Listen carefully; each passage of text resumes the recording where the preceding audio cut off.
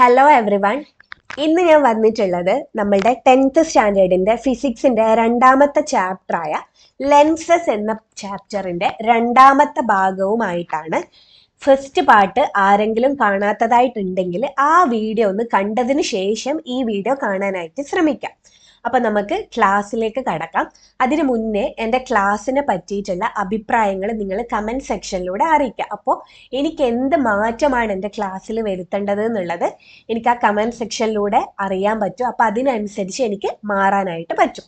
അതിനു വേണ്ടിയിട്ടാണ്. അപ്പൊ നമുക്ക് ക്ലാസ്സിലേക്ക് കടക്കാം. ലെൻസുമായി ബന്ധപ്പെട്ട പദങ്ങൾ. നമ്മൾ കഴിഞ്ഞ ക്ലാസ്സിൽ 2 തരം ലെൻസിനെ കുറിച്ച് പഠിച്ചിട്ടുണ്ടായിരുന്നു അല്ലെ? കോൺവെക്സ് ലെൻസും കോൺകേവ് ലെൻസും അല്ലെ? കോൺവെക്സ് ലെൻസും കോൺകേവ് ലെൻസും ആണ് പഠിച്ചിട്ടുള്ളത്. ഈ ലെൻസുമായിട്ട് നമുക്ക് കുറച്ച് ടേംസ് പഠിക്കാനുണ്ട്, കുറച്ച് പദങ്ങൾ പഠിക്കാനുണ്ട്. ആ പദങ്ങളാണ് നമ്മൾ ഈ വീഡിയോയിൽ ചെയ്യാനായിട്ട് പോകുന്നത്. ഫസ്റ്റ് പദമാണ് പ്രകാശിക കേന്ദ്രം. എന്താണ് പ്രകാശിക കേന്ദ്രം? ഞാനിവിടെ ഒരു കോൺവെക്സ് ലെൻസ് വരക്കാനായിട്ട് പോന്നു. ഇതൊരു കോൺവെക്സ് ലെൻസ് ആണ് അല്ലെ? നടുഭാഗം അല്ലെ? നടുഭാഗത്ത് കുറച്ച് തടി കൂടുതൽ അല്ലെ? കനം കൂടുതലും അറ്റത്ത് എന്താണ്? കനം കുറവുമാണ്. ഈ ഒരു ലെൻസിന് 2 ഭാഗങ്ങളുണ്ട് അല്ലെ? 2 പ്രതലങ്ങളുണ്ട് അല്ലെ? ഒന്ന് ഈ പ്രതലം, ഒന്ന് ഈ പ്രതലം. ഈ പ്രതലങ്ങള് ഒരു സ്ഫിയറിന്റെ ഭാഗമാണ് എന്ന് പറഞ്ഞത് ഓർമ്മയുണ്ടോ? എന്താണ്? ഒരു ഗോളത്തിന്റെ ഭാഗമാണ് അല്ലെ ഈ ഒരു ഭാഗം.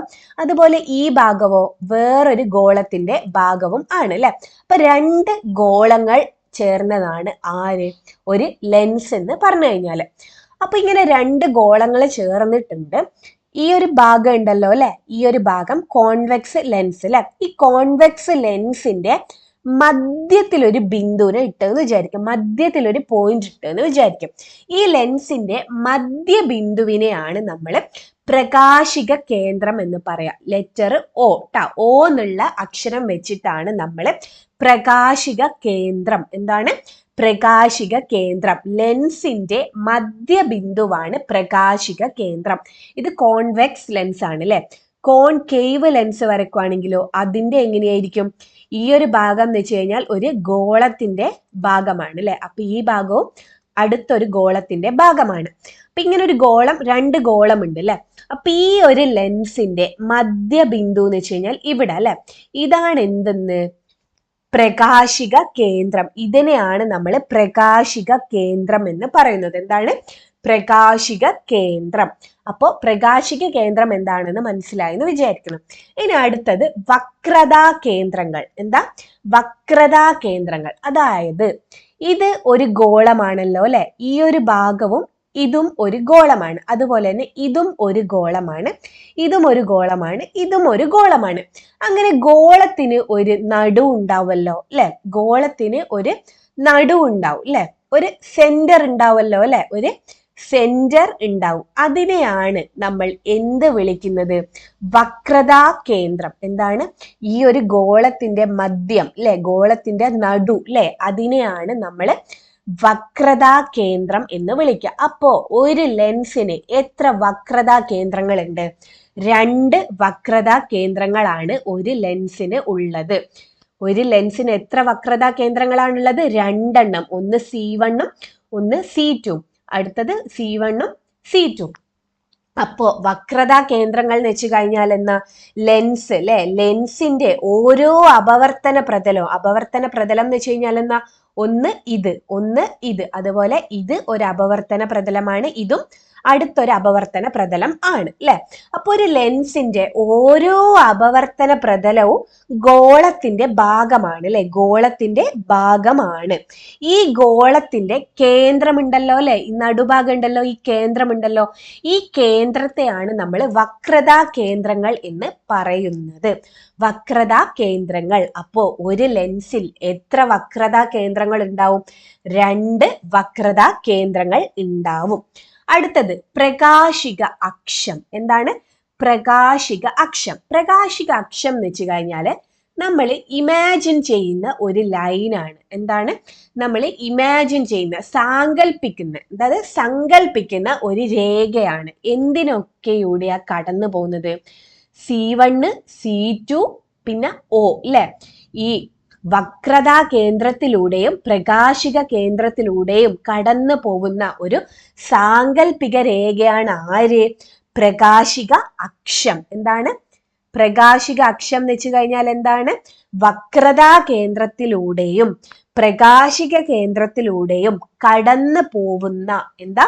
പ്രകാശിക കേന്ദ്രത്തിലൂടെയും വക്രതാ കേന്ദ്രത്തിലൂടെയും കടന്നു പോകുന്ന ഒരു സാങ്കല്പിക രേഖ. ഈ ഒരു ലൈൻ ഉണ്ടല്ലോ അല്ലെ, ഈ ഒരു രേഖ ഉണ്ടല്ലോ, ഈ രേഖേനെയാണ് നമ്മൾ എന്ത് പേര് വിളിക്കുന്നത്?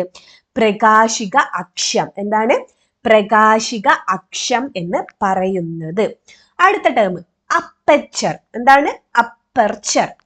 അപ്പർച്ചർ എന്ന് വെച്ച് കഴിഞ്ഞാൽ നമ്മളുടെ ക്യാമറ അല്ലെ, ക്യാമറയിലെ ഒരു അപ്പർച്ചർ ഉണ്ടാവും. അപ്പർച്ചർ എന്ന് വെച്ച് കഴിഞ്ഞാൽ എത്രമാത്രം ലൈറ്റ്, എന്താണ്, എത്രമാത്രം പ്രകാശം കടന്നു പോകുന്നു, എത്രമാത്രം പ്രകാശം കടന്നു പോകുന്ന ഭാഗത്തിന്റെ പരപ്പളവ്, അതിനെയാണ് നമ്മൾ അപ്പർച്ചർ എന്ന് പറയാം. ചിലപ്പോ ക്യാമറ ഇത്ര ഒരു അപ്പർച്ചർ ഇത്ര ആക്കിയിട്ടുണ്ട്, അപ്പൊ ഇത്രയും ഭാഗത്തൂടെ ഇത്രയും പരപ്പളവിലൂടെ ലൈറ്റ് പ്രകാശത്തിന് കടന്നു പോകാനായിട്ട് പറ്റും. ഇടയ്ക്ക് നമ്മൾ ഈ അപ്പർച്ചർ കുറയ്ക്കും. അപ്പോൾ എന്താ, ഇത്രയും ഭാഗത്തൂടെ അല്ലെ, ഇത്രയും പരപ്പളവിലൂടെയാണ് പ്രകാശം കടന്നു പോകുന്നത്. ഇതൊക്കെ നമ്മൾ മൈക്രോസ്കോപ്പിലും പിന്നെ ക്യാമറ അതിലൊക്കെയാണ് ഈ അപ്പർച്ചറൊക്കെ കൂടുതലായിട്ട് നമ്മൾ യൂസ് ചെയ്യുന്നത്. അപ്പൊ ഇതുവരെ നമ്മൾ എന്തൊക്കെയാണ് പഠിച്ചിട്ടുള്ളത്? പ്രകാശിക കേന്ദ്രം അല്ലെ, പ്രകാശിക കേന്ദ്രം എന്ന് വെച്ച് കഴിഞ്ഞാൽ എന്നാ, ലെൻസിന്റെ മധ്യബിന്ദു അല്ലെ, ലെൻസിന്റെ മധ്യബിന്ദുവിനെയാണ് നമ്മൾ പ്രകാശിക കേന്ദ്രം എന്ന് പറയുന്നത്. വക്രതാ കേന്ദ്രങ്ങൾ എന്താ? വക്രതാ കേന്ദ്രങ്ങൾ എന്ന് വെച്ച് കഴിഞ്ഞാല് ലെൻസിന്റെ ഓരോ അപവർത്തന പ്രതലവും അല്ലെ, ലെൻസിന്റെ ഓരോ അപവർത്തന പ്രതലവും ഗോളത്തിന്റെ ഭാഗമാണ് അല്ലെ. ഈ ഗോളത്തിന്റെ കേന്ദ്രം അല്ലെ, ഈ ഗോളത്തിന്റെ കേന്ദ്രങ്ങളാണ് വക്രതാ കേന്ദ്രങ്ങൾ. അടുത്തത് എന്താ? പ്രകാശിക അക്ഷം. പ്രകാശിക അക്ഷം എന്ന് വെച്ച് കഴിഞ്ഞാൽ എന്താ? വക്രതാ കേന്ദ്രങ്ങൾ ഉണ്ടല്ലോ അല്ലെ, വക്രതാ കേന്ദ്രങ്ങളിലൂടെയും പ്രകാശിക കേന്ദ്രത്തിലൂടെയും കടന്നു പോകുന്ന ഒരു സാങ്കല്പിക രേഖയാണ് ആര്? പ്രകാശിക അക്ഷം. അപ്പർച്ചർ എന്ന് വെച്ച് കഴിഞ്ഞാൽ എന്താ? ലെൻസിലൂടെ പ്രകാശം കടന്നു പോകുന്ന ഭാഗത്തിന്റെ പരപ്പളവാണ് അപ്പർച്ചർ അല്ലെ. ലെൻസിലൂടെ പ്രകാശം കടന്നു പോകുന്ന ഭാഗത്തിന്റെ പരപ്പളവാണ് അപ്പർച്ചർ. ക്യാമറ, മൈക്രോസ്കോപ്പ് തുടങ്ങിയ പ്രകാശിക ഉപകരണങ്ങളിൽ സ്റ്റോപ്പ് ഉപയോഗിച്ച് അപ്പർച്ചർ വ്യത്യാസപ്പെടുത്താം അല്ലെ. അപ്പർച്ചർ ഒരു സ്റ്റോപ്പ് എന്ന് പറയുന്ന ഒരു സാധനം ഉപയോഗിച്ചിട്ട് അപ്പർച്ചറിന്റെ പരപ്പളവ് കൂട്ടുകയും കുറക്കുകയും നമുക്ക് ചെയ്യാനായിട്ട് പറ്റും. ചിത്രം 2.a ബി നിരീക്ഷിക്കൂ. കോൺവെക്സ് ലെൻസിനെ സൂചിപ്പിക്കുന്ന ചിത്രം ഏത്? എ, ബി അല്ലെ. ഇതിൽ കോൺവെക്സ് ലെൻസിനെ സൂചിപ്പിക്കുന്ന ചിത്രം ഏതാണ്? ഇതാണ് അല്ലെ, ചിത്രം എ ആണ്. കോൺകേവ് ലെൻസിനെ സൂചിപ്പിക്കുന്ന ചിത്രം ബി ആണ്. C1 C2 എന്നിവ എന്തിനെ സൂചിപ്പിക്കുന്നു? C1ഉം C2ഉം എന്തിനെയാണ് സൂചിപ്പിക്കുന്നത്? വക്രതാ കേന്ദ്രങ്ങൾ. എന്താണ്? വക്രതാ കേന്ദ്രങ്ങളെയാണ് സൂചിപ്പിക്കുന്നത്. അടുത്തത് പ്രകാശിക കേന്ദ്രത്തെ സൂചിപ്പിക്കുന്നത് ഏത്? പ്രകാശിക കേന്ദ്രത്തെ സൂചിപ്പിക്കുന്നത് ആരാ? O ആണ് അല്ലെ. O ആണ് പ്രകാശിക കേന്ദ്രത്തെ സൂചിപ്പിക്കുന്നത്. പ്രകാശിക അക്ഷത്തെ സൂചിപ്പിക്കുന്നത് ഏത്? അക്ഷം ഏതാ? C1O C2ലൂടെ കടന്നു പോകുന്ന രേഖ അല്ലെ. C2O C1 ഇതിലൂടെ കടന്നു പോകുന്ന രേഖ, അതിനെയാണ് നമ്മൾ എന്ത് വിളിച്ചിട്ടുള്ളത്? പ്രകാശിക അക്ഷം. അടുത്ത ഒരു പദമാണ് മുഖ്യ ഫോക്കസ്. എന്താണ്? പ്രിൻസിപ്പൽ ഫോക്കസ്, മുഖ്യ ഫോക്കസ്. കോൺവെക്സ് ലെൻസിനും കോൺകേവ് ലെൻസിനും മുഖ്യ ഫോക്കസ് ഉണ്ടാവും. അപ്പൊ ആ മുഖ്യ ഫോക്കസ് എന്താണെന്നാണ് നമ്മൾ അടുത്തത് നോക്കാനായിട്ട് പോകുന്നത്. ലെൻസുകളുടെ മുഖ്യ ഫോക്കസുകൾ കണ്ടെത്തുന്നതിനായി ഒരു പ്രവർത്തനം ചെയ്തു നോക്കും. ഒരു പ്രവർത്തനം ചെയ്യാനാണ് നമ്മൾ പോകുന്നത്. സാമഗ്രികൾ, ഈ ഒരു പ്രവർത്തനം ചെയ്യാൻ ആവശ്യമായ സാമഗ്രികളാണ് ഇവിടെ കൊടുത്തിട്ടുള്ളത്.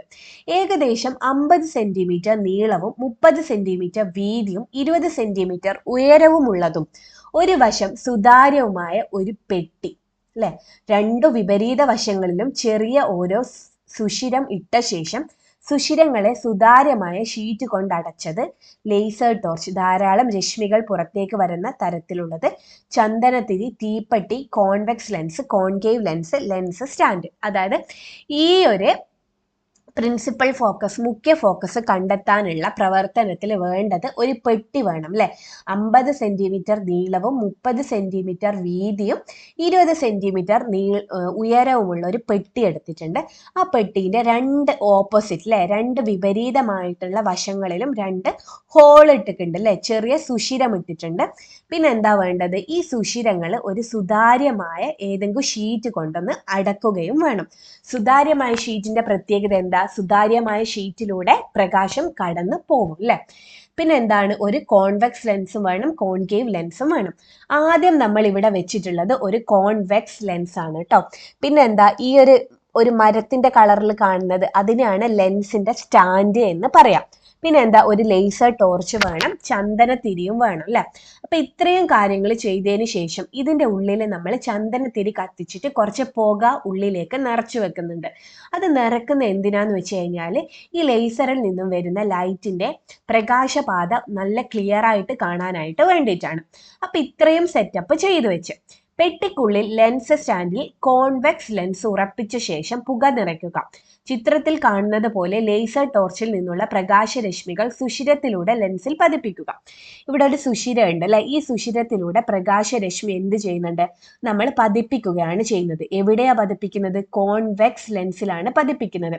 അപ്പൊ ഈ സമാന്തരമായിട്ട് അല്ലെ, പ്രകാശരശ്മി എങ്ങനെയാ വരുന്നത്, സമാന്തരമായിട്ട് അല്ലെ, സമാന്തരമായിട്ട് വരുന്ന പ്രകാശരശ്മി കോൺവെക്സ് ലെൻസിൽ പതിച്ചത് ശേഷം എന്താണ് സംഭവിച്ചത്, അപവർത്തനം സംഭവിച്ചിട്ട് ലൈറ്റിനെല്ലാം ഒരു പോയിന്റിലേക്ക് എത്തിച്ചിട്ടുണ്ട് അല്ലെ. ഇതിനെ വിളിക്കുന്ന പേരെന്തായിരുന്നു, സംപ്രജിപ്പിച്ചിട്ടുണ്ട് അല്ലെ. ലൈറ്റിനൊക്കെ കോൺവെക്സ് ലെൻസ് എന്ത് ചെയ്തിട്ടുണ്ട്, സംപ്രജിപ്പിച്ചിട്ടുണ്ട്. അതായത് ഒരു പോയിന്റിലേക്ക് ഫോക്കസ് ആക്കി വെച്ചിട്ടുണ്ട് അല്ലെ. അപ്പൊ കോൺവെക്സ് ലെൻസിന്റെ കഴിവായിരുന്നു എന്ത്, പാരലായിട്ട് സമാന്തരമായിട്ട് ലൈറ്റ് ഒരു കോൺവെക്സ് ലെൻസുമേൽ അടിച്ചു കഴിഞ്ഞാൽ ആ രശ്മികളെയൊക്കെ ഒരു പോയിന്റിലേക്ക് സംപ്രജിപ്പിക്കും അല്ലെ, സംപ്രജിപ്പിക്കും. അപ്പൊ ഇവിടെ കാണാനായിട്ട് പറ്റുന്ന എന്താണ്, ഇത് ഒരു കോൺവെക്സ് ലെൻസ് ആണ് കേട്ടോ, ഒരു കോൺവെക്സ് ലെൻസ് ആണ്. ലൈറ്റുകൾ എങ്ങനെയാ വരുന്നത്, സമാന്തരമായിട്ട് അല്ലെ, സമാന്തരമായിട്ട് ലൈറ്റ് വന്ന് ഈ ഒരു ലെൻസിലൂടെ കടന്നു പോകുമ്പോൾ അപവർത്തനം സംഭവിക്കും അല്ലെ. അപവർത്തനം സംഭവിച്ചതിന് ശേഷം കോൺവെക്സ് ലെൻസ് ആയതുകൊണ്ട് എന്ത് ചെയ്യും, ആ വന്നിടിച്ച പ്രകാശരശ്മികളെ ഒരു പോയിന്റിലേക്ക് സംപ്രജിപ്പിക്കും അല്ലെ, ഒരു പോയിന്റിലേക്ക് സംപ്രജിപ്പിക്കും. ഇങ്ങനെ സംപ്രജിപ്പിച്ചിട്ട് ഒരു പോയിന്റ് കിട്ടിയല്ലോ, അതിനെയാണ് നമ്മൾ കോൺവെക്സ് ലെൻസിന്റെ മുഖ്യ ഫോക്കസ് എന്ന് പറയുന്നത്. എന്താണ്, സംപ്രജിപ്പിച്ചിട്ട് ഒരു പോയിന്റിലേക്ക് എത്തി, ഇങ്ങനെ ഉള്ള ഈ പോയിന്റിനെയാണ് നമ്മൾ കോൺവെക്സ് ലെൻസിന്റെ മുഖ്യ ഫോക്കസ് എന്ന് പറയുന്നത്. എന്ത് നിരീക്ഷിക്കുന്നു, എന്താ നിരീക്ഷിച്ചത്, സമാന്തരമായിട്ടുള്ള പ്രകാശരശ്മി കോൺവെക്സ് ലെൻസിൽ വന്ന് പതിച്ചു കഴിഞ്ഞാൽ എന്ത് സംഭവിക്കും, അപവർത്തനം സംഭവിക്കും. അപവർത്തനം നടന്നതിന് ശേഷം ഈ കോൺവെക്സ് ലെൻസ് എല്ലാ രശ്മികളെയും ഒരു പോയിന്റിലേക്ക് സംപ്രജിപ്പിക്കും അല്ലെ, ഒരു പോയിന്റിലേക്ക് സംപ്രജിപ്പിക്കും. ആ സംപ്രജിക്കുന്ന പോയിന്റിനെ വിളിക്കുന്ന പേരാണ്, എന്താണ് പേര്, മുഖ്യ ഫോക്കസ്, പ്രിൻസിപ്പൽ ഫോക്കസ്. പ്രകാശപാത ചിത്രീകരിക്കൂ, ഇതാണ് ആ പ്രകാശപാത അല്ലെ, പ്രകാശപാതയാണ് ഇവിടെ ചിത്രീകരിച്ചിട്ടുള്ളത്. കോൺവെക്സ് ലെൻസിന്റെ പ്രകാശിക അക്ഷത്തിനു സമാന്തരമായി വരുന്ന പ്രകാശരശ്മികൾക്ക് ലെൻസിലൂടെ കടന്നു പോകുമ്പോഴുണ്ടായ ദിശാവ്യതിയാനം ശ്രദ്ധിച്ചല്ലേ. എന്താണ്, ഇവിടെ സമാന്തരമായിട്ടാണ് ലൈറ്റ് വന്നത് അല്ലെ. അപ്പോൾ ഇതിലേക്ക് വന്ന് ഇടിച്ച് ലെൻസിലൂടെ കടന്നു പോകുമ്പോൾ എന്താ, നേരെ പോകേണ്ട ആള് ദിശാവ്യതിയാനം സംഭവിച്ചിട്ടുണ്ട് അല്ലെ. ഒരു വസ്തുവിൽ നിന്ന് പുറപ്പെടുന്നതോ ഒരു വസ്തു പ്രതിപതിക്കുന്നതോ ആയ പ്രകാശരശ്മികൾ എല്ലാം സമാന്തര രശ്മികൾ ആകണമെന്നില്ല. ഈ ഒരു ലൈറ്റ് അല്ലെ, ഈ ഒരു ലൈറ്റിലൂടെ വരുന്ന എല്ലാം സമാന്തര രശ്മികൾ ആവണം എന്നില്ല. ചിലപ്പോൾ ഇങ്ങോട്ടേക്കൊക്കെ സോറി ഒരു മിനിറ്റ്,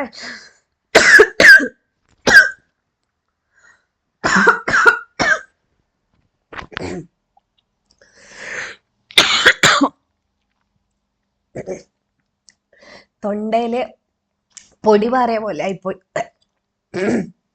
പ്ലീസ് എക്സ്ക്യൂസ് കേട്ടോ, സോറി. ഇവിടെ എന്താണ്, ഈ ഒരു ലേസർ, ഈ ഒരു ലേസറിൽ നിന്നും ലൈറ്റ് വരുന്നത് എല്ലാം സമാന്തരം ആവണം എന്നില്ല അല്ലെ. എല്ലാം എന്താണ് സമാന്തരം ആവണമെന്നില്ല.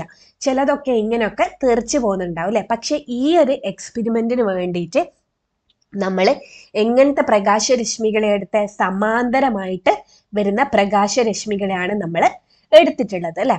എന്നാൽ സമാന്തര രശ്മികൾ മാത്രമാണ് നാം ഇവിടെ പരിഗണിക്കുന്നത്. അപവർത്തനത്തിന് ശേഷം പ്രകാശരശ്മികൾ ലെൻസിന്റെ മറുവശത്ത് ഒരു ബിന്ദുവിലേക്ക് സംവ്രജിക്കുന്നത് കണ്ടില്ലേ? ഈ ബിന്ദുവാണ് കോൺവെക്സ് ലെൻസിന്റെ മുഖ്യ ഫോക്കസ്. ഒന്നുകൂടി പറഞ്ഞുതരാം.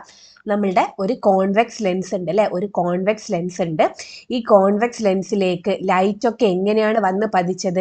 സമാന്തരമായി വന്ന് പതിച്ചു. അപ്പൊ ഇവിടെ വെച്ച് അപവർത്തനം സംഭവിച്ചിട്ട് ഈ ലൈറ്റിനെയൊക്കെ ഒരു പോയിന്റിലേക്ക് അല്ലെ, ഒരു പോയിന്റിലേക്ക് സംവ്രജിപ്പിക്കുന്നതായിട്ട് കാണാനായിട്ട് പറ്റും. ഒരു ബിന്ദുവിലേക്ക് സംവ്രജിപ്പിക്കുന്നത് കാണാനായിട്ട് പറ്റും. ഈ ഒരു ബിന്ദുവിനെയാണ് നമ്മൾ കോൺവെക്സ് ലെൻസിന്റെ മുഖ്യ ഫോക്കസ് എന്ന് പറയുന്നത്. കോൺവെക്സ് ലെൻസിന്റെ പ്രകാശിക അക്ഷത്തിന് സമീപത്തു കൂടി സമാന്തരമായി ലെൻസിൽ പതിക്കുന്ന പ്രകാശരശ്മികൾ അപവർത്തനത്തിനു ശേഷം ലെൻസിന്റെ മറുവശത്ത് പ്രകാശിക അക്ഷത്തിലെ ഒരു ബിന്ദുവിൽ സംവ്രജിക്കുന്നു. ഈ ബിന്ദുവാണ് കോൺവെക്സ് ലെൻസിന്റെ മുഖ്യ ഫോക്കസ് അല്ലെ. ഈ വന്ന് വീഴുന്ന ലൈറ്റൊക്കെ എന്തിന് സമാന്തരമായിട്ടാ പോകുന്നത്?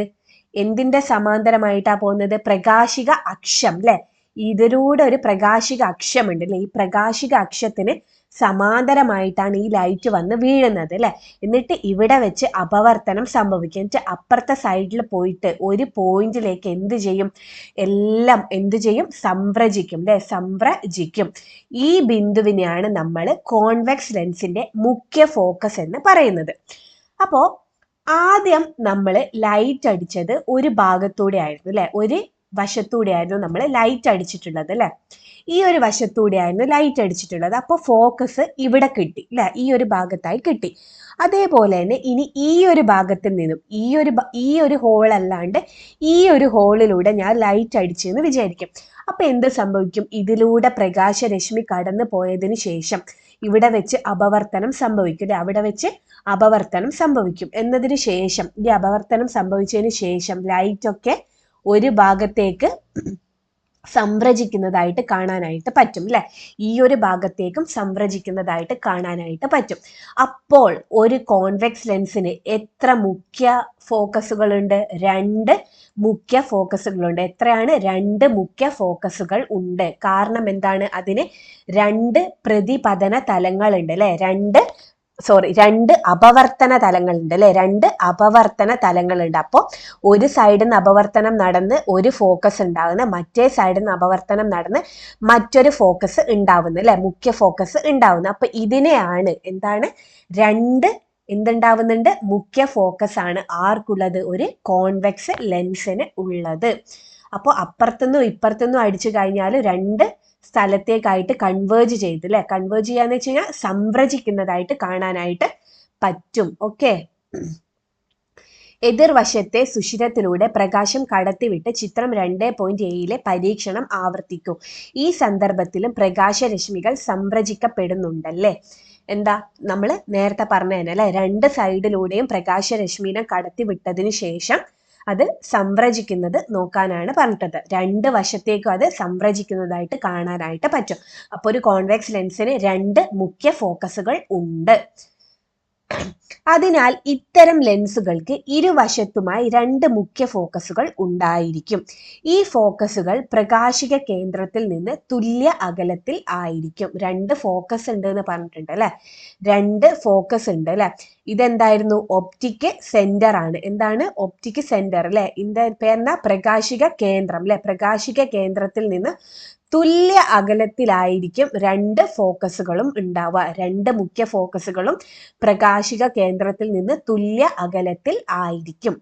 കോൺവെക്സ് ലെൻസിന്റെ പ്രകാശിക അക്ഷത്തിന് സമാന്തരമായി കടന്നു പോകുന്ന പ്രകാശരശ്മികൾ അപവർത്തനത്തിന് ശേഷം മുഖ്യ ഫോക്കസിലൂടെ കടന്നു പോകുന്നതിനാൽ കോൺവെക്സ് ലെൻസിന്റെ മുഖ്യ ഫോക്കസ് യഥാർത്ഥമായി പരിഗണിക്കുന്നു. നമ്മൾ പറഞ്ഞിട്ടുണ്ട് അല്ലെ, ലൈറ്റ് ഇങ്ങനെ വന്ന് അടിച്ച് അല്ലെ, ലൈറ്റ് ഇങ്ങനെ വന്ന് അടിച്ചതിന് ശേഷം ഒരു പോയിന്റിലേക്ക് എന്ത് ചെയ്യുന്നുണ്ട്? സംവ്രജിക്കുന്നുണ്ട്. അതുപോലെ തന്നെ ഇങ്ങനെ വന്ന് അടിക്കുന്നതെങ്കിൽ ഈ ഒരു പോയിന്റിലേക്കും എന്ത് ചെയ്യുന്നുണ്ട്? സംവ്രജിക്കുന്നുണ്ട്. അപ്പോൾ ലൈറ്റ് അല്ലെ സമാന്തരമായി വന്നടിക്കുന്ന ലൈറ്റ് ഈ ഒരു പോയിന്റിലൂടെ പോകുന്നതായിട്ടാണ് അല്ലെ, കടന്നു പോകുന്നുണ്ട് അല്ലെ. അതുകൊണ്ട് തന്നെ ഒരു കോൺവെക്സ് ലെൻസിന്റെ ഫോക്കസിനെ വിളിക്കുക റിയൽ ഫോക്കസ് എന്നാണ്. എന്താണ്? യഥാർത്ഥമായ ഫോക്കസ്. എന്താ? യഥാർത്ഥമായ ഫോക്കസ്. കോൺവെക്സ് ലെൻസിന്റെ ഫോക്കസ് എപ്രകാരമാണ്? യഥാർത്ഥ ഫോക്കസ് ആണ്. മുഖ്യ ഫോക്കസ് യഥാർത്ഥമായി പരിഗണിക്കുന്നു, റിയൽ ഫോക്കസ് ആണ്. എന്താ? ഒരു കോൺവെക്സ് ലെൻസിന്റെ ഫോക്കസ് റിയൽ ആവാൻ കാരണം എന്താണ്? സമാന്തരമായി വരുന്ന അല്ലെ, സമാന്തരമായി വരുന്ന പ്രകാശം എങ്ങനെയാണ്? ഈ പ്രകാശം അപവർത്തനത്തിന് ശേഷം മുഖ്യ ഫോക്കസിലൂടെ കടന്നു പോകുന്നുണ്ട് അല്ലെ, മുഖ്യ ഫോക്കസിലൂടെ കടന്നു പോകുന്നുണ്ട്. അതുകൊണ്ട് ഒരു കോൺവെക്സ് ലെൻസിന്റെ ഫോക്കസ്, മുഖ്യ ഫോക്കസ് യഥാർത്ഥമായിട്ട് പരിഗണിക്കാനാവുന്നതാണ് അല്ലെ, പരിഗണിക്കാൻ ആവുന്നതാണ്.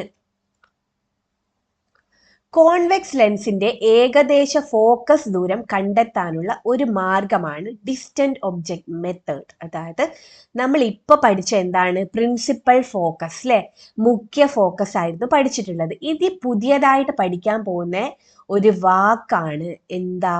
ഫോക്കൽ ദൂരം. എന്താ? ഫോക്കസ് ദൂരം. ഫോക്കസ് ദൂരം. ഫോക്കസ് ദൂരം ഒരു കോൺവെക്സ് ലെൻസിന്റെ ഫോക്കസ് ദൂരം കണ്ടുപിടിക്കാനുള്ള ഒരു മെത്തേഡ്, ഒരു മാർഗമാണ് ഡിസ്റ്റന്റ് ഒബ്ജക്റ്റ് മെത്തേഡ്. എന്താണ്? ഒരു കോൺവെക്സ് ലെൻസിന്റെ ഫോക്കസ് ദൂരം കണ്ടുപിടിക്കാൻ ഉപയോഗിക്കുന്ന ഒരു മാർഗമാണ് distant object method. Distant object method എന്ന് വെച്ച് കഴിഞ്ഞാൽ ഇവിടെ നിങ്ങൾക്ക് ചിത്രത്തിൽ കാണാനായിട്ട് പറ്റും. ഇവിടെ ഒരു സ്റ്റാൻഡുമേൽ അല്ലെ, ലെൻസിന്റെ സ്റ്റാൻഡുമേൽ കോൺവെക്സ് ലെൻസ് വെച്ചിട്ടുണ്ട്. ഇവിടെ ഒരു ജനലിലൂടെ എന്ത് കാണുന്നുണ്ട്? ഒരു മരത്തിന്റെ ചിത്രം കാണാനായിട്ട് പറ്റുന്നുണ്ട്. ഇവിടെ ഒരു സ്ക്രീനും വെച്ചിട്ടുണ്ട്. ഇനി എന്താ ചെയ്യേണ്ടതെന്ന് വെച്ച് കഴിഞ്ഞാൽ ഈ ലെൻസ് അഡ്ജസ്റ്റ് ചെയ്യുക. ഇങ്ങനെ അങ്ങോട്ടും ഇങ്ങോട്ടും നീക്കി ഈ മരത്തിന്റെ ഈ ഒരു ഇമേജ് അല്ലെ, ബിംബം ഈ ഒരു സ്ക്രീനിൽ കറക്റ്റായിട്ട് കിട്ടുന്നത് വരെ ശരിയാക്കുക. അതായത് കറക്റ്റായിട്ട് കിട്ടുക എന്ന് വെച്ച് കഴിഞ്ഞാൽ ആ ചിത്രം നല്ല തെളിമയോട് കൂടി നമുക്ക് സ്ക്രീനിലേക്ക് വരുത്താനാണ് ഉദ്ദേശം.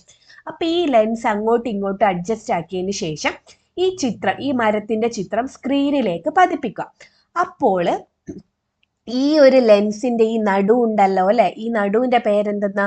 പ്രകാശിക കേന്ദ്രം അല്ലെ. പ്രകാശിക കേന്ദ്രം മുതൽ മുഖ്യ ഫോക്കസ്, എന്താണ്? മുഖ്യ ഫോക്കസ് വരെയുള്ള ദൂരത്തെയാണ് നമ്മൾ ഫോക്കസ് ദൂരം എന്ന് പറയുന്നത്. എന്താണ്? പ്രകാശിക കേന്ദ്രം മുതൽ മുഖ്യ ഫോക്കസ് വരെയുള്ള ദൂരത്തിനെയാണ് നമ്മൾ ഫോക്കസ് ദൂരം എന്ന് പറയുന്നത്. ഇവിടെ നിങ്ങൾക്ക് കാണാനായിട്ട് പറ്റും. ഇവിടെ നേരെ നിൽക്കുന്ന മരം എങ്ങനെയാ കാണുന്നത്? തല തിരിഞ്ഞിട്ടാണ് അല്ലെ കാണുന്നത്. അപ്പോ കോൺവെക്സ് ലെൻസിന്റെ ഒരു പ്രത്യേകതയാണ് എന്താ? തല തിരിഞ്ഞ പ്രതിബിംബങ്ങളാണ് അല്ലെ, തലതിരിഞ്ഞ ഇമേജസ് ആണ് നമുക്ക് ഏതിലൂടെ കിട്ടുക? കോൺവെക്സ് ലെൻസിലൂടെ കിട്ടുക. അതുകൊണ്ട് തന്നെ ആ കോൺവെക്സ് ലെൻസിന്റെ ഫോക്കസുകളെ വിളിക്കുന്ന പേരെന്താണ്? യഥാർത്ഥമായി അല്ലെ. യഥാർത്ഥ ഫോക്കസ് എന്താണ്? യഥാർത്ഥമായിരിക്കും, റിയൽ ആയിരിക്കും. എന്താണ്? യഥാർത്ഥമായിരിക്കും, റിയൽ ആയിരിക്കും. ഫോക്കൽ ലെങ്ത്, ഫോക്കസ് ദൂരം കണ്ടെത്തുന്ന മാർഗം ഏതാ? Distant object method. ഒരു മരം അല്ലെങ്കിൽ ഏതെങ്കിലും ഒരു വസ്തുവിനെ ഈ ഒരു ലെൻസിലേക്ക് പതിപ്പിച്ചതിന് ശേഷം അതെന്താ? ഒരു സ്ക്രീനിലേക്ക് പതിപ്പിക്കുക. അപ്പോൾ ഈ പ്രകാശിക കേന്ദ്രം മുതൽ ഈ ഒരു മുഖ്യ ഫോക്കസ് വരെയുള്ള ദൂരത്തെയാണ് നമ്മൾ എന്ത് വിളിക്കുന്നത്? ഫോക്കസ് ദൂരം. ഇതാണ് എന്തെന്ന് ഫോക്കസ് ചെയ്തിട്ടുള്ളത് അല്ലെ. ഇതിന്റെ ഏകദേശം നടു മുതൽ ഇതിന്റെ നടു വരെ അല്ലെ. ഈ ഒരു ലെൻസിന്റെ നടു അതല്ലേ പ്രകാശിക കേന്ദ്രം അല്ലെ. ഈ ഒരു പ്രകാശിക കേന്ദ്രം മുതൽ ഈ ഒരു സ്ക്രീൻ അല്ലെ, അത് ഇവിടെ ഏകദേശം നടുഭാഗത്തായിട്ട് വരും അല്ലെ. ഈ ഒരു ദൂരത്തെയാണ് നമ്മൾ ഫോക്കസ് ദൂരം എന്ന് പറയുന്നത്. ലെൻസിന്റെ പ്രകാശിക കേന്ദ്രത്തിൽ നിന്ന് മുഖ്യ ഫോക്കസിലേക്കുള്ള അകലമാണ് ഫോക്കസ് ദൂരം. ഒരു മരത്തിന്റെയോ കെട്ടിടത്തിന്റെയോ പ്രതിബിംബം സ്ക്രീനിൽ പതിപ്പിക്കുക. ഒരു സ്കെയിൽ ഉപയോഗിച്ച് ലെൻസും പ്രതിബിംബവും തമ്മിലുള്ള അകലം അളക്കുക. ഈ ദൂരമാണ് ആ ലെൻസിന്റെ ഏകദേശ ഫോക്കസ് ദൂരം അല്ലെ. ഈ മരത്തിന്റെ പ്രതിബിംബമാണ് ഇവിടെ പതിപ്പിച്ചിട്ടുള്ളത് അല്ലെ. അപ്പൊ ഈ ഒരു ലെൻസിന്റെ നടു ഉണ്ടല്ലോ അല്ലെ, പ്രകാശിക കേന്ദ്രമുണ്ട്, ഈ ഒരു സ്ക്രീൻ ഉണ്ടാവല്ലോ അല്ലെ, ഇമേജ് കിട്ടിയ പ്രതിബിംബം കിട്ടിയ അത് തമ്മിലുള്ള ദൂരമാണ് ഏകദേശ ഫോക്കസ് ദൂരം എന്ന് പറയുന്നത്. എന്തിന്റെ? കോൺവെക്സ് ലെൻസിന്റെ ഫോക്കസ് എന്ന് പറയുന്നത് യഥാർത്ഥമായിരിക്കും അല്ലെ, യഥാർത്ഥം ആയിരിക്കും. അതുപോലെ തന്നെ ഫോക്കസ് ദൂരം എന്ന് വെച്ച് കഴിഞ്ഞാൽ എന്താ? ലെൻസിന്റെ പ്രകാശിക കേന്ദ്രം മുതൽ മുഖ്യ ഫോക്കസ് വരെയുള്ള ദൂരത്തിനെയാണ് നമ്മൾ ഫോക്കസ് ദൂരം എന്ന് പറയുന്നത്. കോൺകേവ് ലെൻസ് ഉപയോഗിച്ച് പുകപ്പെട്ടി പരീക്ഷണം ചെയ്തു നോക്കും. നമ്മൾ നേരത്തെ ഇങ്ങനെ ഒരു പെട്ടിയിൽ ലൈറ്റ് അടിച്ചിട്ടുള്ള ഒരു പരീക്ഷണം ചെയ്തു നോക്കിയിട്ടുണ്ടായിരുന്നു അല്ലെ. അപ്പോൾ ഇവിടെ നമ്മൾ വെച്ചിട്ടുള്ളത് കോൺവെക്സ് ലെൻസ് ആയിരുന്നു. ഇപ്പൊ നമ്മൾ ഏതാ വെച്ചിട്ടുള്ളത്? ഒരു കോൺകേവ് ലെൻസ് ആണ്. എന്താണ് വെച്ചിട്ടുള്ളത്? കോൺകേവ് ലെൻസ് ആണ് വെച്ചിട്ടുള്ളത്. ഇവിടെ നോക്ക്, ഈ ഒരു ഹോളിലൂടെ ലൈറ്റ് അടിച്ചിട്ടുണ്ട് അല്ലെ, ടോർച്ച് ലൈറ്റ് അടിച്ചിട്ടുണ്ട്. ഈ ലൈറ്റ് കോൺകേവ് ലെൻസുമേൽ വന്ന് പതിച്ചപ്പോൾ എങ്ങനെയുള്ള ലൈറ്റ്? സമാന്തരമായ ലൈറ്റ് ഈ ഒരു കോൺകേവ് ലെൻസുമേൽ വന്ന് അടിച്ചപ്പോൾ എന്താണ് സംഭവിച്ചിട്ടുള്ളത്? കഴിഞ്ഞതിൽ കോൺവെക്സ് ആണെങ്കിൽ സംഭ്രജിക്കുകയായിരുന്നു അല്ലെ ചെയ്തത്, ഒരു പോയിന്റിലേക്ക് സംഭ്രജിക്കുകയാണ് ചെയ്തിട്ടുള്ളത്. പക്ഷെ ഇവിടെ എങ്ങനെയാണുള്ളത്? വിഭ്രജിക്കുകയാണ് അല്ലെ ചെയ്തിട്ടുള്ളത്. എന്താണ് ചെയ്തിട്ടുള്ളത്? വിഭ്രജിക്കുകയാണ് ചെയ്തിട്ടുള്ളത്. കോൺകേവ് ലെൻസിലൂടെ പ്രകാശിക അക്ഷത്തിനു സമാന്തരമായി കടന്നു പോകുന്ന പ്രകാശരശ്മികളുടെ ദിശാവ്യതിയാനം ശ്രദ്ധിച്ചല്ലേ. ഇവിടെ ഒരു കോൺകേവ് ലെൻസ് ഉണ്ട് അല്ലെ, ആ കോൺകേവ് ലെൻസിന്റെ പ്രകാശിക അക്ഷം എന്ന് വെച്ച് കഴിഞ്ഞാൽ ഈ ലൈൻ അല്ലെ, ഈ അക്ഷത്തിന്റെ സമാന്തരമായിട്ട് കുറച്ച് ലൈറ്റ് വന്ന് വീഴുന്നുണ്ട് അല്ലെ. ആ ലൈറ്റ് വന്ന് വീണ് ഇവിടെ അപവർത്തനം സംഭവിച്ചതിന് ശേഷം ദിശാവ്യതിയാനം സംഭവിക്കുന്നുണ്ട് അല്ലെ. എന്താണ്? ദിശാവ്യതിയാനം സംഭവിക്കുന്നുണ്ട്. ഇവിടെ അപവർത്തന രശ്മികൾ ഒരു ബിന്ദുവിൽ നിന്ന് അകന്നു പോകുന്നതായി തോന്നുകയല്ലേ ചെയ്യുന്നത്. ഇവിടെ എന്താ സംഭവിച്ചിട്ടുള്ളത്? ഇങ്ങനെ അകന്നു പോവാണ് അല്ലെ. ഒന്ന് ഞാനിവിടെ മാറ്റി വരച്ച് കാണിച്ചു തരാം. ഒരു കോൺകേവ് ലെൻസ് ഉണ്ട് അല്ലെ, ഒരു കോൺകേവ് ലെൻസ് ഉണ്ട്. ഇത് എന്താണ്? പ്രകാശിക അക്ഷമാണ്. ഈ അക്ഷത്തിന് സമാന്തരമായിട്ട് ആര് വന്ന് വീണിട്ടുണ്ട്? പ്രകാശം വന്ന് വീണിട്ടുണ്ട്. അങ്ങനെ വീണ ലൈറ്റുകളൊക്കെ എന്താ സംഭവിച്ചു പോകുന്നത്? വിഭ്രജിക്കുകയാണ് അല്ലെ ചെയ്തിട്ടുള്ളത്. എന്താണ് ചെയ്തിട്ടുള്ളത്? വിഭ്രജിച്ച് പോവുകയാണ് ചെയ്തിട്ടുള്ളത്. ഒരു പോയിന്റിലേക്ക് വന്ന് ഫോക്കസ് ചെയ്തിട്ടില്ല അല്ലെ, പകരം എന്താ ചെയ്ത്? വിഭ്രജിക്കുകയാണ് ചെയ്തത്. ഇങ്ങനെ വിഭ്രജിച്ച് പോകുന്ന ലൈറ്റുകളെ ഞാൻ ഒരു ചെറിയൊരു പോയിന്റ് ഇട്ട് ഇങ്ങോട്ടേക്ക് നീട്ടി വരക്കുകയാണ് ചെയ്യുന്നത്. എന്താണ്? ബേക്കിലോട്ടേക്ക് നീട്ടി വരക്കാണ് ചെയ്തത്. അപ്പൊ ഈ നീട്ടി വരക്കുന്നതൊക്കെ ഒരു പോയിന്റിലേക്കാണ് നീട്ടി വന്നിട്ടുള്ളത് അല്ലെ. ഇതും ഒക്കെ ഒരേ പോയിന്റിലേക്ക് തന്നെ വരുന്നത് പോലെയാണ് ഉള്ളത് അല്ലെ. അപ്പൊ നമുക്ക് ശ്രദ്ധിച്ചു കഴിഞ്ഞാൽ മനസ്സിലാവും, ഈ ഒരു പോയിന്റിൽ വെച്ച് എന്താണ്? ഈ ഒരു പോയിന്റിൽ വെച്ച് പ്രകാശരശ്മികൾ വിഭ്രജിച്ച് പോകുന്നതായിട്ട് കാണാനായിട്ട് പറ്റും അല്ലെ. എന്താണ്? ഈ ഒരു പോയിന്റിൽ വെച്ച് എന്താണ്? ഈ ഒരു പോയിന്റിൽ വെച്ച് പ്രകാശം എന്താണ്? വിഭ്രജിച്ച് പോകുന്നതായിട്ട് കാണാനായിട്ട് പറ്റും. ഈ ഒരു പോയിന്റിനെയാണ് നമ്മൾ മുഖ്യ ഫോക്കസ്. എന്തിന്റെ മുഖ്യ ഫോക്കസ്? കോൺകേവ് ലെൻസുകളുടെ മുഖ്യ ഫോക്കസ് എന്ന് പറയുന്നത്. അപ്പോ ഇപ്പുറത്തുനിന്ന് ലൈറ്റ് അടിച്ചുകൊണ്ട് ഇപ്പുറത്തേക്കാണ് ലൈറ്റ് വിഭ്രജിച്ച് പോയത്. അതുപോലെ ഇപ്പുറത്തുനിന്നാണ് ലൈറ്റ് അടിച്ചതെങ്കിലോ ഇപ്പുറത്തേക്ക് വിഭ്രജിച്ച് പോയി. ഇവിടെയും നമുക്ക് എന്ത് കിട്ടും? ഒരു മുഖ്യ ഫോക്കസ് കിട്ടും അല്ലെ. ഇവിടെയും നമുക്ക് എന്ത് കിട്ടും? ഒരു മുഖ്യ ഫോക്കസ് കിട്ടും. അപ്പോ കോൺകേവ് ലെൻസിന്റെ എങ്ങനെയാണ്? ഒരു പോയിന്റിൽ നിന്നും വിഭ്രജിച്ച് പോകുന്നതായിട്ടാണ് നമുക്ക് കാണാനായിട്ട് പറ്റുന്നത്. ഒരു ബിന്ദുവിൽ നിന്നും അകന്നു പോകുന്നതായിട്ടാണ് കാണാനായിട്ട് പറ്റുന്നത്. ഏതിൽ? കോൺകേവ് ലെൻസിൽ. കോൺവെക്സ് ലെൻസിലെ ആണെങ്കിലോ ഒരു പോയിന്റിലേക്ക് എല്ലാം കൂടി കൺവേർജ് ചെയ്യുന്നത് അല്ലെ, എല്ലാം കൂടി സംഭ്രജിക്കുന്നത് പോലെയാണ് കോൺവെക്സ് ലെൻസിലെങ്കിൽ വിഭ്രജിക്കുകയാണ് കോൺകേവ് ലെൻസിൽ. അപ്പോൾ കോൺകേവ് ലെൻസിനും എത്ര ഫോക്കസ് ഉണ്ട്? 2 മുഖ്യ ഫോക്കസുകളാണ് കോൺകേവ് ലെൻസിനും ഉള്ളത്. ഈ ബിന്ദുവാണ് കോൺകേവ് ലെൻസിന്റെ മുഖ്യ ഫോക്കസ്. കോൺകേവ് ലെൻസ് പ്രകാശരശ്മികളെ വിഭ്രജിക്കുന്നു, ഡൈവേർജ് ചെയ്യിപ്പിക്കുന്നു. കോൺകേവ് ലെൻസിന്റെ പ്രകാശിക അക്ഷത്തിന് സമീപത്തു കൂടി സമാന്തരമായി ലെൻസിൽ പതിക്കുന്ന പ്രകാശരശ്മികൾ അപവർത്തനത്തിനു ശേഷം അതേ വശത്ത് പ്രകാശിക അക്ഷത്തിലെ ഒരു ബിന്ദുവിൽ നിന്ന് അകന്നു പോകുന്നതായി തോന്നുന്നു. ഈ ബിന്ദുവാണ് കോൺകേവ് ലെൻസിന്റെ മുഖ്യ ഫോക്കസ് അല്ലെ. ഇതെന്താണ്? പ്രകാശിക അക്ഷം അല്ലെ. പ്രകാശിക അക്ഷത്തിന് സമാന്തരമായി വന്ന് വീഴുന്ന ലൈറ്റ് എന്താണ്, അപവർത്തനത്തിന് ശേഷം ഏതോ ഒരു പോയിന്റിൽ വെച്ച് അകന്നു പോകുന്നതായിട്ട് കാണാനായിട്ട് പറ്റും. ഈ ഒരു പോയിന്റിനെ വിളിക്കുന്ന പേരാണ് എന്ത്, കോൺകേവ് ലെൻസിന്റെ മുഖ്യ ഫോക്കസ്. എന്താണ്, കോൺകേവ് ലെൻസിന്റെ മുഖ്യ ഫോക്കസ്. കോൺകേവ് ലെൻസിന്റെ മറുവശത്തു കൂടി പ്രകാശം കടത്തിവിട്ട് പരീക്ഷണം ആവർത്തിക്കും. കോൺകേവ് ലെൻസിനും 2 മുഖ്യ ഫോക്കസുകൾ ഉണ്ട് എന്ന് മനസ്സിലായി. അതായത് നമ്മൾ ആദ്യം ഈ ഒരു ഭാഗത്തു നിന്നാണ് ലൈറ്റ് അടിച്ചത്. അപ്പോൾ ഈ ഒരു ഭാഗത്ത് അല്ലെ, സെയിം സൈഡ്, ഏത് സൈഡിലാണോ ലൈറ്റ് അടിച്ചത് ആ സൈഡിൽ തന്നെ മുഖ്യ ഫോക്കസും ഉണ്ടായി. അതുപോലെ തന്നെ ഈ ഒരു സൈഡിൽ നിന്നാണ് ലൈറ്റ് അടിക്കുന്നതെങ്കിൽ ഇവിടെയും എന്തുണ്ടാവും, ഒരു ഫോക്കസ് ഉണ്ടാവും. അപ്പോൾ ഒരു കോൺകേവ് ലെൻസിന് 2 ഫോക്കസുകൾ ഉണ്ട്. കോൺകേവ് ലെൻസിൽ അപവർത്തന രശ്മികൾ മുഖ്യ ഫോക്കസിലൂടെ കടന്നു പോകുന്നുണ്ടോ? മുഖ്യ ഫോക്കസിലൂടെയാണോ അപവർത്തന രശ്മികൾ കടന്നു പോകുന്നത്? അല്ല അല്ലെ, അത് വേറെ വഴിക്കങ്ങ് പോയി കളയുന്നുണ്ട് അല്ലെ. കോൺവെക്സിൽ എങ്ങനെയായിരുന്നു, മുഖ്യ ഫോക്കസിലൂടെയായിരുന്നു അല്ലെ, മുഖ്യ ഫോക്കസിലൂടെയായിരുന്നു പ്രകാശരശ്മികൾ കടന്നു പോയിട്ടുള്ളത്. പക്ഷേ കോൺകേവിൽ വരുമ്പോൾ മുഖ്യ ഫോക്കസിലൂടെയാണോ കടന്നു പോകുന്നത്? അല്ല അല്ലെ, മുഖ്യ ഫോക്കസിലൂടെ അല്ല.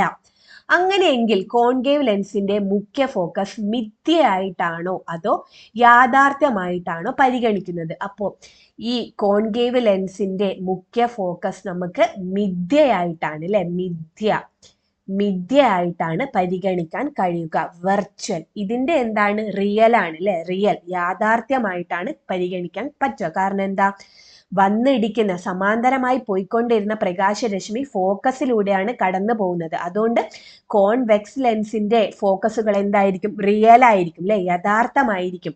പക്ഷെ കോൺകേവിന്റെയോ മിഥ്യയാണ്. കാരണം വന്നിടിക്കുന്ന പ്രകാശരശ്മി അപവർത്തന ശേഷം ഫോക്കസിലൂടെ അല്ല കടന്നു പോകുന്നത് അല്ലെ, അതുകൊണ്ട് തന്നെ അതെന്തായിരിക്കും, മിഥ്യ ആയിരിക്കും. അപ്പൊ ഇത്രയാണ് നമുക്ക് ഇന്ന് ഈ വീഡിയോയിൽ പഠിക്കാനായിട്ടുള്ളത്. അപ്പം നെക്സ്റ്റ് വീഡിയോ ആയിട്ട് നെക്സ്റ്റ് ക്ലാസ്സിൽ വരാം. അപ്പം എല്ലാവർക്കും all the best. Thank you.